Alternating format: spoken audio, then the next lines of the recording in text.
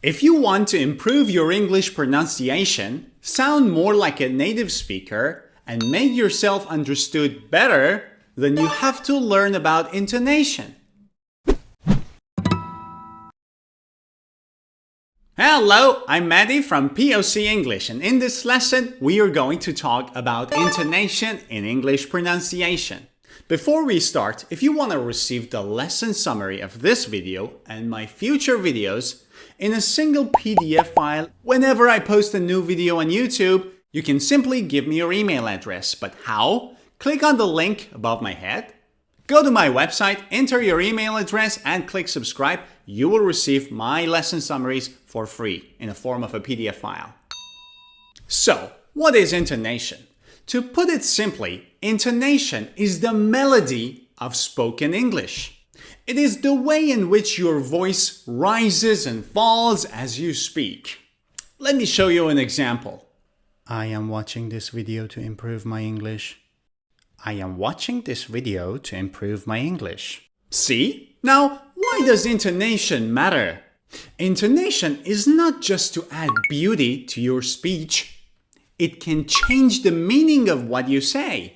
For one thing, intonation can highlight the central point in a sentence. Raising the intonation on a certain word in a sentence can show that that word is the center of the message that you want to deliver with that sentence. For example, I like to play tennis. I like to play tennis. I like to play tennis. I like to play tennis. If I say that I like to play tennis, it means that it's me who wants to play tennis. Not you, not him, not her. If I say I like to play tennis, it means I like it. I don't hate it. The central point is like. If I say I like to play tennis, it means that I want to play it. I don't want to watch it.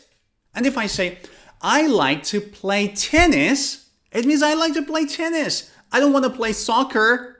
As you can see, the same sentence could have 4 different meanings just by raising my tone of voice on a specific word in that sentence. For another thing, intonation can show attitude. It can reflect the attitude of the speaker. For example, if you are happy, you tend to raise your voice, and if you are sad, you lower it. Let me give you an example. If I am happy, I would say, I want to play tennis. If I am sad, I would say, I want to play tennis. You see? So the intonation and the loudness of my voice can show the attitude, even though my face does not change. I want to play tennis. I want to play tennis. Now, if you add intonation to some facial expressions, then you can deliver a very concise message. I want to play tennis. I want to play tennis. Now, let's learn about intonation patterns. There are 3 main intonation patterns. Look at this example. Do you like tennis? I don't play tennis, but I like it. One more time. Do you like tennis? Do you like tennis? I don't play tennis. I don't play tennis. But I like it. I like it. In this sentence, you can see 3 different intonation patterns. The first one is a rising intonation. Do you like tennis? Tennis, tennis. Repeat after me, tennis. So your voice rises. Do you like tennis? The second one is a fall rise intonation, which means first your voice falls and then it rises. I don't play tennis. Repeat after me. I don't play tennis. I don't play tennis. And the third one is falling intonation, which means your tone of voice falls down. But I like it. I like it. I like it. I don't say I like it. No, I like it. So let's read the sentence again. Repeat after me. Do you like tennis? I don't play tennis, but I like it. Now, it is time to learn more about these patterns and see when to use which one of them in order to improve your pronunciation and speak more clearly. The first pattern is falling intonation. Falling intonation. We use it when we are talking about something which will definitely happen or that is complete. So use it when you are certain of something. Let's have a look at some examples. I have to work. I have to work. Repeat after me and notice that the last word has a falling intonation. It means my voice comes down. I have to work. This is for sure. I'm certain of it. I have to work. I have to work. Let's see another example. Here's your book. Here's your book. Pay attention. Here's your book. I couldn't find it. I couldn't find it. I couldn't find it. I finished my homework. I finished my homework. I finished my homework. I want to see you tomorrow. I want to see you tomorrow. I want to see you tomorrow. So we use the falling intonation when we are sure and certain of something or to talk about something which is complete. Falling intonation is also very common in WH questions. For example, what time does the movie begin? What time does the movie begin? As you can see, as I get to the end of the sentence, my tone of voice falls down. What time does the movie begin? Where is the nearest bus stop? Where's the nearest bus stop? Where's the nearest bus stop? Why do you study English? Why do you study English? Why do you study English? The next pattern is rising intonation. Rising intonation is very common in yes-no questions. Your voice rises when you get to the end of the question. For example, is he sad? Listen up. Is he sad? I don't say, is he sad? No, is he sad? It's a yes-no question. Yes, he is. No, he isn't. Is he sad? Is she our doctor? Is she our doctor? Is she our doctor? Did they call? Did they call? Did they call? Now, look at this question. Are you watching the movie or not?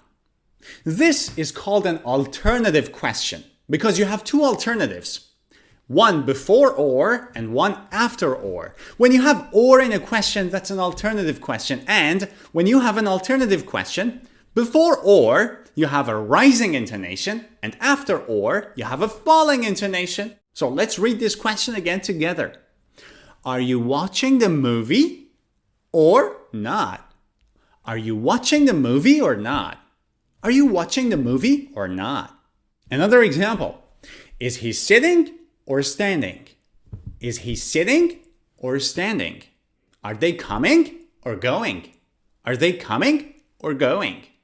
And the third pattern of intonation is a fall-rise intonation, which has a fall and then is followed by a rise in your tone of voice. We use this when something is incomplete, or we are uncertain of something, or we still want to continue the sentence and the sentence is not finished yet. Look at this. I'm tired.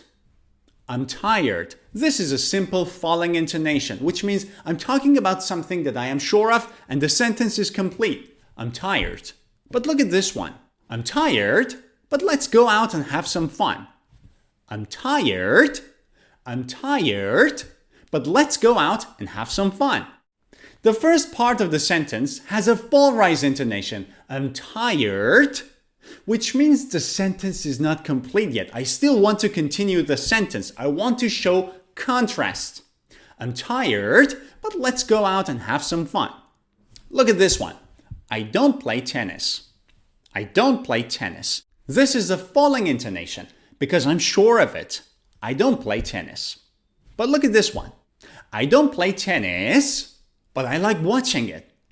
I don't play tennis, but I like watching it. The first half of the sentence has a fall-rise intonation on the word tennis.